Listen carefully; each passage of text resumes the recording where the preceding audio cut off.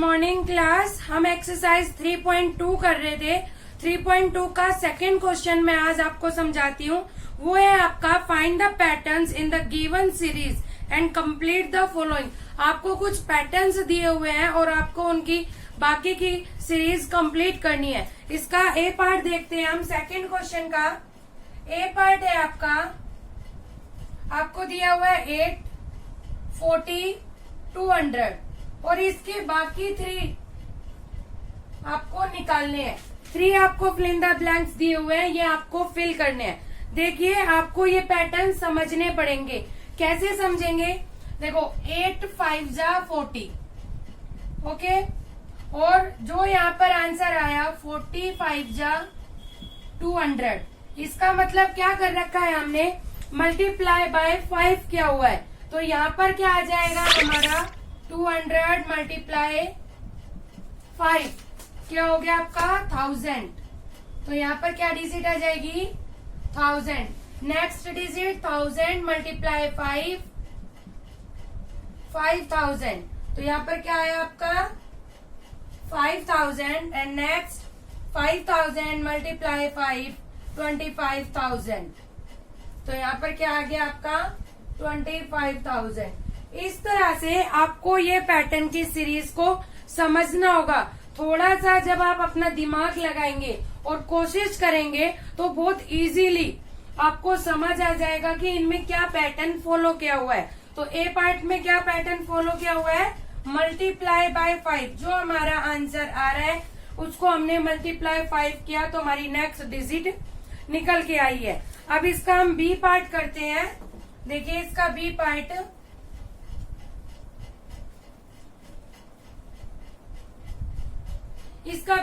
है आपका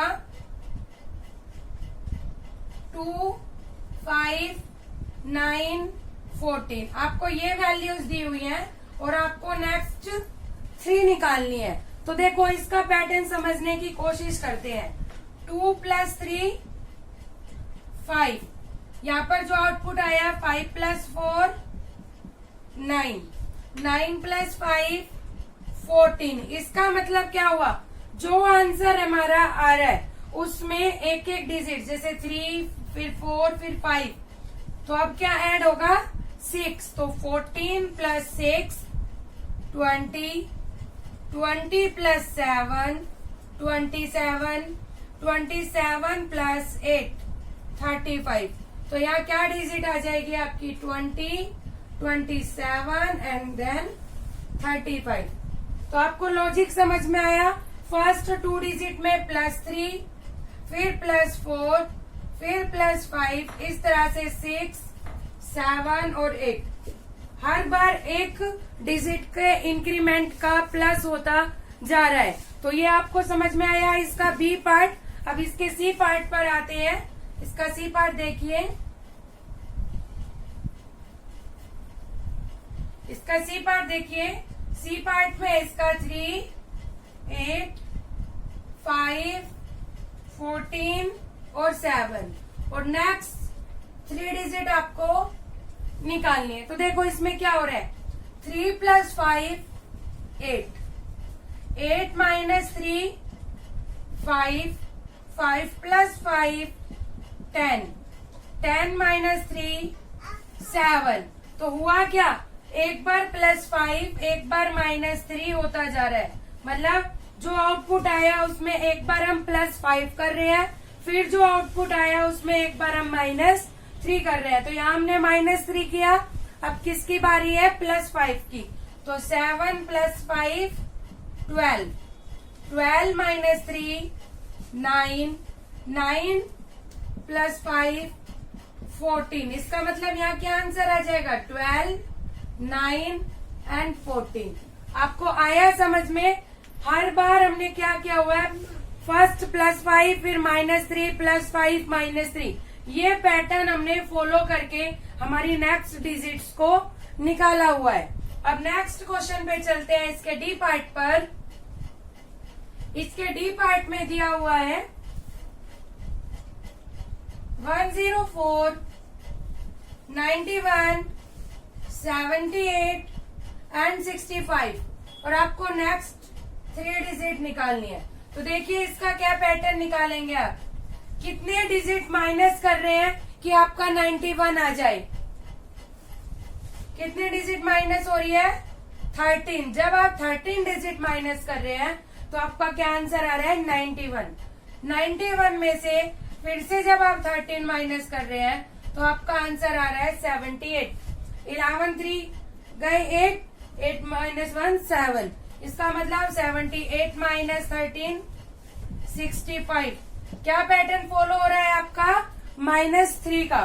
तो अब क्या करना है आपको, 65 माइनस 3 52, 52 माइनस 13 39, 39 माइनस 13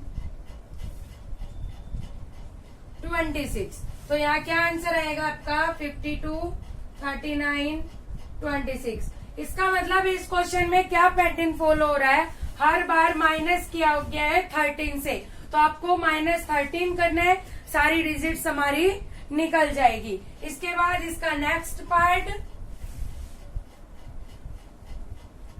इसके नेक्स्ट पार्ट में है आपका 110, 132, 154 और आपको नेक्स्ट 3 डिजिट्स निकालनी है। तो देखिए 110 में आपने कितना ऐड किया, कितना ऐड किया आपने, 22। तो क्या आया, 132। 132 में फिर से आप 22 ऐड करते हो तो क्या आंसर आया, 154। इसका मतलब क्या पैटर्न फॉलो हो रहा है, +22 का।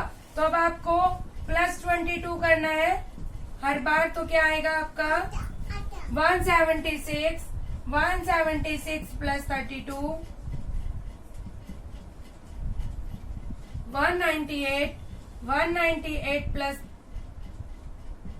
220।